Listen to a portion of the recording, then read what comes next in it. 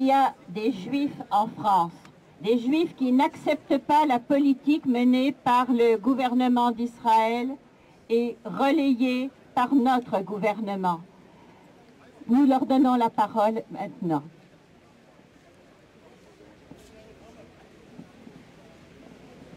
Oui, je vais parler au nom de l'Union juive française pour la paix. À nous, Juifs, les Israéliens disent que nous devrions faire notre alia, venir nous installer en terre promise. Hélas, il n'y a pas de terre promise. Il y a là-bas une terre de dépossession, de violence et de non-droit pour ceux qui ne sont pas juifs. Il y a occupation, colonisation, enfermement entre des murs, des barrages, des barrières. Nous, Juifs de l'UJFP, à la terre promise, franchement, nous préférons la République, tout imparfaite qu'elle soit. À nous, Juifs, puisque souvent nous avons de la famille en Israël, on nous dit que nous devons en être solidaires. La solidarité est un beau concept, mais nous la refusons si elle devient enfermement sur soi, tribalisme, complicité à tout prix, cécité devant le malheur des autres, écrasement d'un autre peuple, éviction de sa terre natale. Non, nous ne collaborerons en aucun cas avec une terre promise et compromise, gouvernée par des hommes politiques voyous et des généraux jouant avec la peur de leur peuple. À nous, Juifs, on demande de répercuter l'idée que la flottille humanitaire était une provocation. Alors là, nous disons bien sûr, et vive la provocation. Comment ça?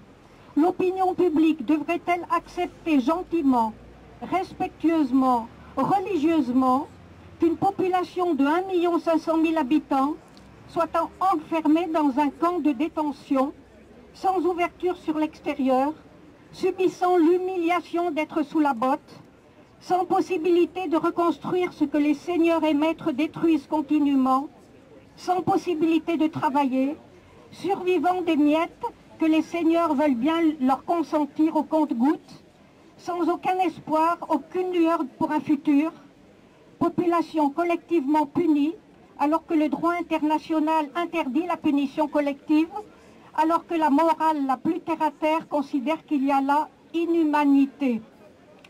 Vive la provocation donc, vive la provocation humanitaire, vive les bateaux, les camions, les marcheurs, venez peut-être apporter un peu d'aide matérielle, mais surtout apporter un peu d'humanité dans un monde déshumanisé. Nous, Juifs de l'UJFP, nous disons oui à la provocation, oui à toutes les flottilles, afin que le blocus, cette infamie, soit enfin brisé et que tous les habitants du Proche-Orient, qu'ils soient athées, musulmans, juifs, chrétiens, palestiniens, israéliens, jouissent des mêmes droits à égalité, ce qu'on appelle les droits de l'homme tout simplement. Merci. Bien. Maintenant, nous allons donner la parole à un représentant de la communauté arabe de Dijon.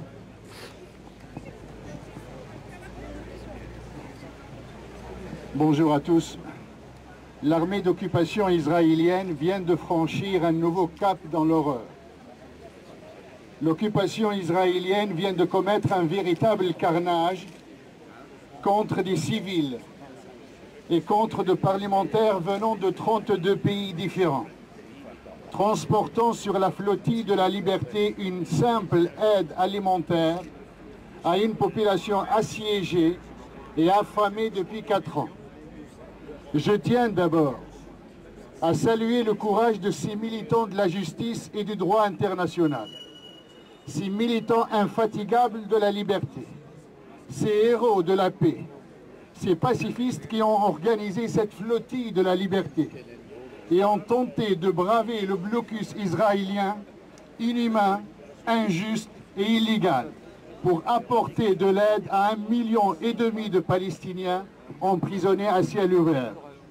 Je tiens à rendre hommage aux victimes qui ont perdu leur vie et aux personnes blessées pour avoir simplement exprimé une solidarité humaine à un peuple qui subit les pires des atrocités israéliennes.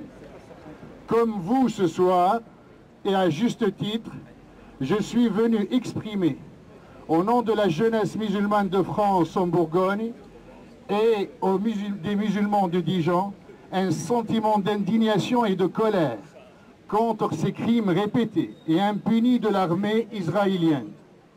Face à ces crimes perpétrés par l'occupation israélienne, le silence n'est plus permis. Ce carnage ne doit pas passer sous silence. Jusque-là, le silence de la communauté internationale et les simples tergiversations politiques et diplomatiques ont donné un feu vert à Israël de commettre impunément ces crimes et d'agir au mépris du droit international. Nous demandons alors à la communauté internationale et aux politiques de tous les pays, et notamment du nôtre, de condamner sans aucune ambiguïté ce carnage commis par l'armée israélienne sur la flottille de la liberté et aussi de condamner tous les autres crimes passés. Nous demandons aussi aux médias de ne pas taire ce crime qui a ému l'opinion nationale et l'opinion internationale. Et surtout de ne pas se presser à reprendre avec complaisance la version israélienne de légitime défense. La réalité est bien connue. Israël a préparé l'assaut déjà une semaine avant même le départ de la flottille de la liberté. Un assaut avec des hélicoptères, des navires de guerre. Ce n'est pas tant la flottille qui l'intéressait, car elle pouvait l'empêcher d'accoster, mais c'est le fait de briser le blocus qui l'inquiétait. C'est pour cela qu'elle a tué autant, pour dissuader toute autre tentative de bloquer, de briser le blocus. La flottille est illégale. C'est le blocus qui est illégal. L'assaut a été commis dans les eaux internationales. Alors la mobilisation doit, à notre sens, continuer. Il va y avoir certainement des manœuvres nous accusant d'être des antisémites. Et je tiens à dire que les musulmans de France, en matière de vivre ensemble et cohésion nationale, n'ont pas de leçons à recevoir de qui que ce soit.